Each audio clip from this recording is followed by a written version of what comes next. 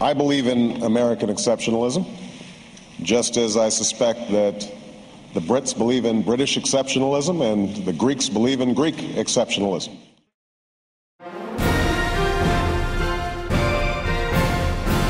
The Trumpet Daily Podcast with Stephen Flurry. Hello again, everyone, and welcome back to the Trumpet Daily. Well, what a humiliating week this has been for the United States. Just a devastating week for the Obama administration. After several weeks of trying in vain to get international support for a strike against Syria, President Obama last week pretty much gave up on the idea and decided instead to plead his case before the American people. And then the Syrian dictator beats him to the punch. Just the day before the president's national address, Syria's Bashar Assad told CBS that the U.S. appeal for action against Syria reminded him of America's invasion of Iraq 10 years ago. And then Assad challenged the president and Secretary of State Kerry to produce evidence showing that the government in Syria was behind that chemical attack on August 21st. Now, on Monday, Secretary of State Kerry was asked to respond to the Assad interview, and he did so by insisting that any action in Syria would certainly not be another Iraq war. And then he went on to say this: "We will be able to hold Bashar Assad accountable without engaging in troops on the ground or any other prolonged kind of effort, in a very limited, very targeted, very short-term effort that degrades his capacity to deliver chemical weapons without assuming responsibility for Syria's civil war." That is exactly what we're talking about doing. Unbelievably small, limited kind of effort. So there would be no troops, no toppling of the regime, no real impact on the civil war itself, just a very short-term, limited, unbelievably small effort. That's the power, or lack thereof, that the United States is projecting. And this, keep in mind, is coming from an administration that has repeatedly compared the Syrian dictator to Saddam Hussein and even Adolf Hitler.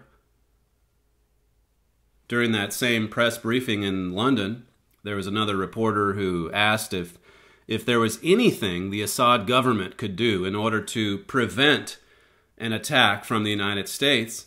And notice how the secretary responded. Sure, he could turn over every single bit of his chemical weapons to the international community in the next week.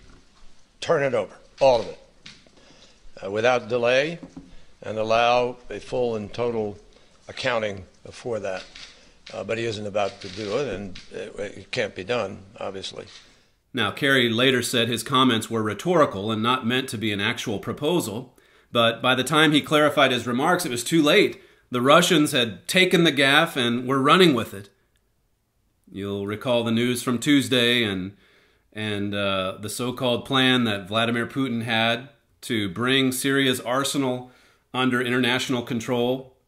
And Syria, would you believe, had agreed to the plan. And so all of this just undercut the president's attempt to rally support for action on Tuesday night, because this new solution, this big solution coming from Russia, which, keep in mind, has been arming Syria for 55 years, and now all of a sudden Russia steps forward to disarm, supposedly, its most important ally in the Middle East.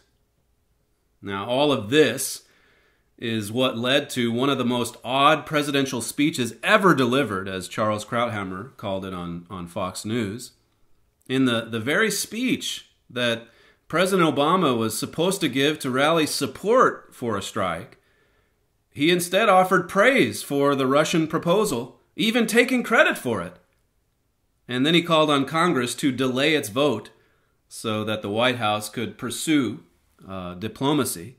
Here's what the president said Tuesday night. Over the last few days, we've seen some encouraging signs, in part because of the credible threat of U.S. military action, as well as constructive talks that I had with President Putin. the Russian government has indicated a willingness to join with the international community in pushing Assad to give up his chemical weapons. It's too early to tell whether this offer will succeed, and any agreement must verify that the Assad regime keeps its commitments. But this initiative has the potential to remove the threat of chemical weapons without the use of force, particularly because Russia is one of Assad's strongest allies. I have therefore asked the leaders of Congress to postpone a vote to authorize the use of force while we pursue this diplomatic path. Now, isn't it interesting that the day after he delivered that speech, the AFP reported that Russia was prepared to supply Iran with a sophisticated missile defense system. This is from Wednesday, September the 11th. The day after, everyone was talking about Russia supposedly disarming Syria. This is according to the AFP. It wrote, Putin will now renew an old offer to supply Iran with 5 of the sophisticated ground-to-air missile systems at a meeting with Iranian President Hassan Rouhani on Friday. The article goes on to say that Putin is set to meet with him at a summit. But notice this particular detail from the article. It says Russia in 2007 signed a contract to deliver 5 of the advanced ground-to-air weapons, which can take out aircraft or guided missiles, to Iran at a cost of $800 million. In 2010, then-President Dmitry Medvedev canceled the contract after coming under strong U.S. and Israeli pressure not to go ahead with the sale of the weapon system. So that was just 3 years ago when America and Israel were able to pressure Russia to back off and not sell this system to Iran. And now look at where we are today, 3 years on.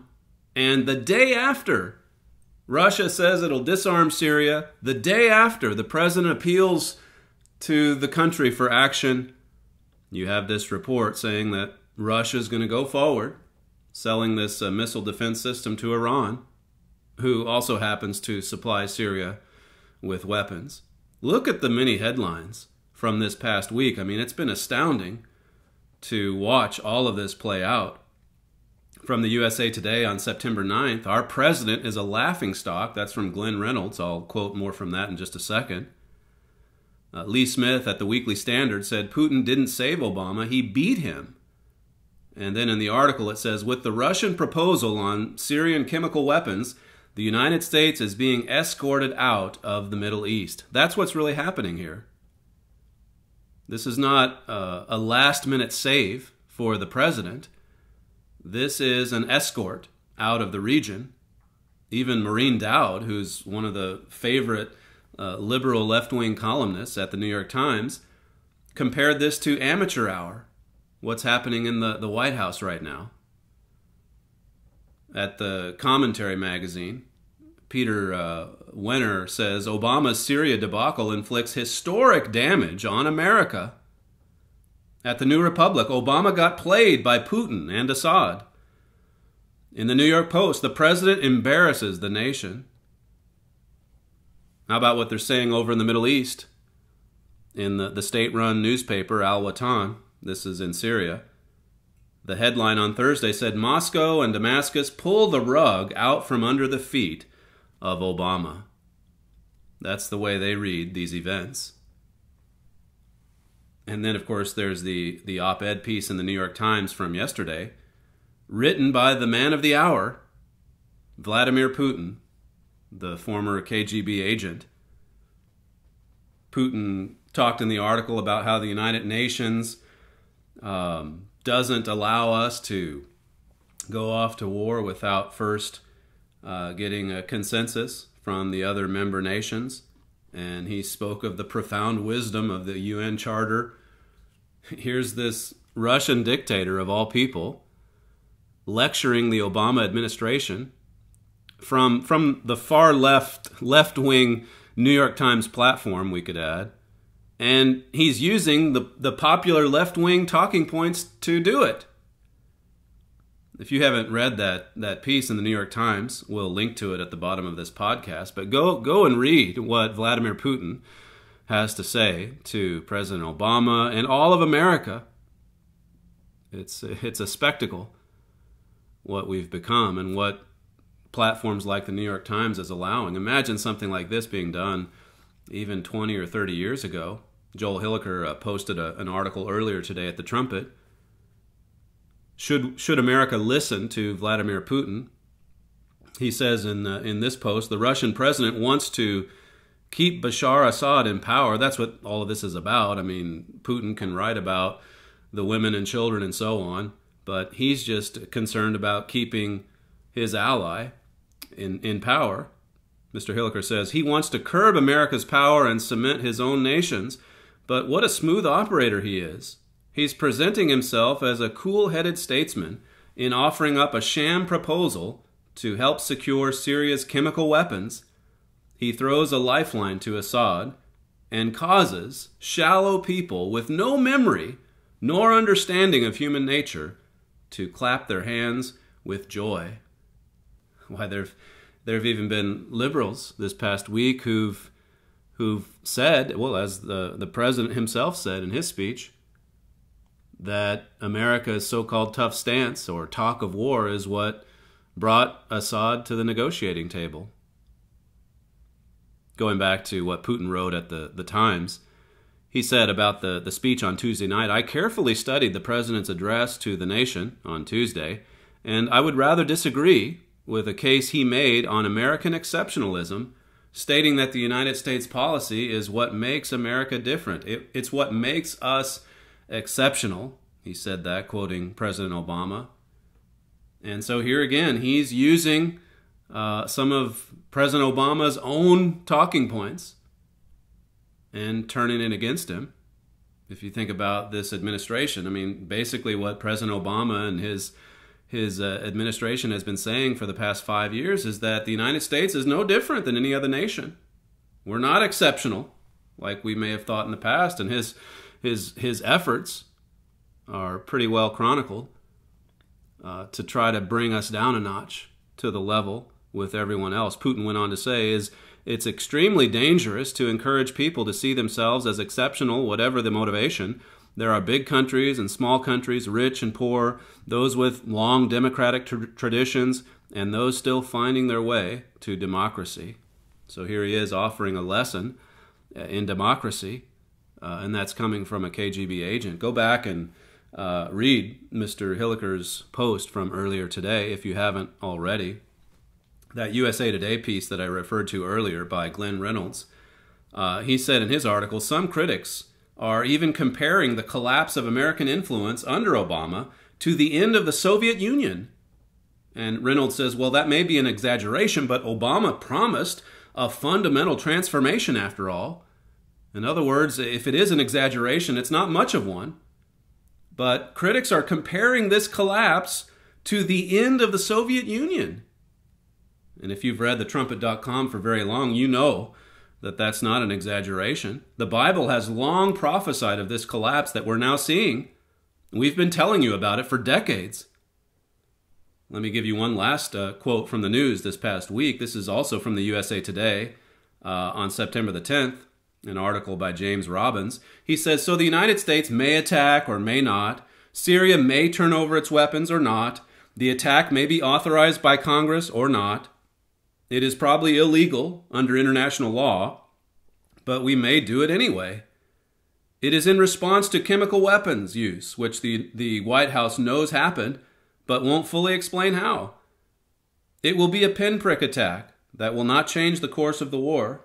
The attack's planned insignificance will signal rogue states, whatever they are planning, to just go for it. He concludes, the unbelievably small superpower no longer matters. And so this is where we are in Bible prophecy.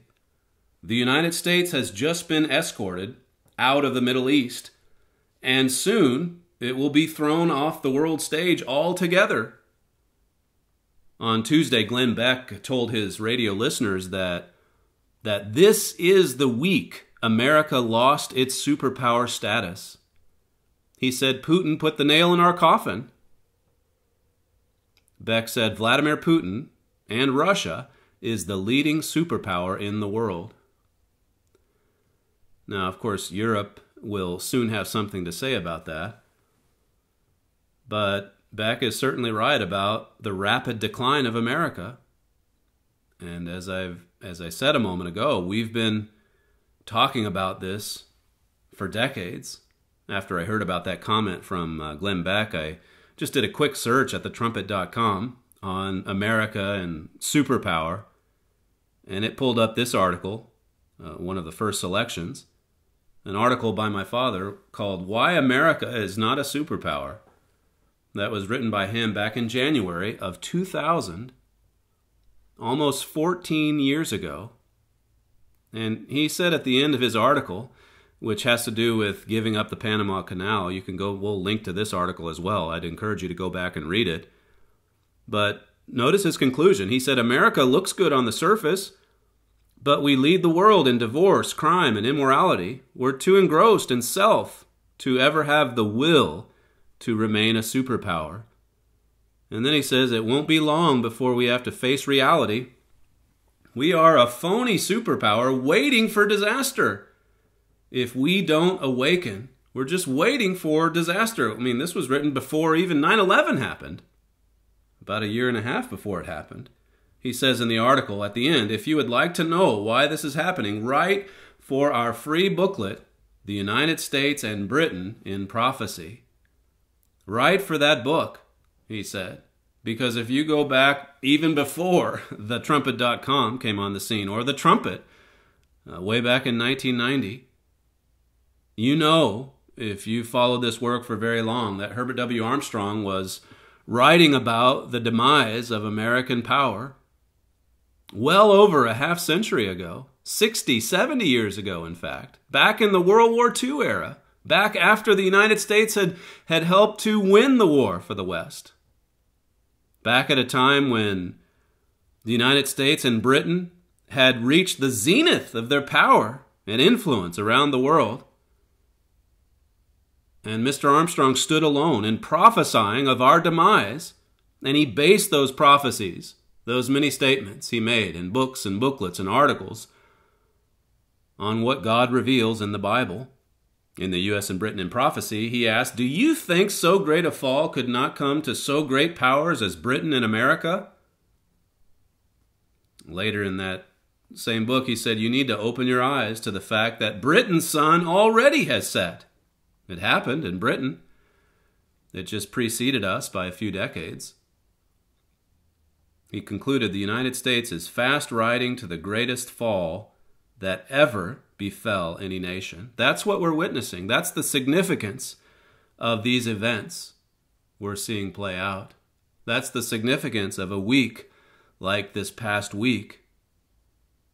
The United States has become an unbelievably small superpower, to take the comment that John Kerry made earlier this week about that attack. Unbelievably small.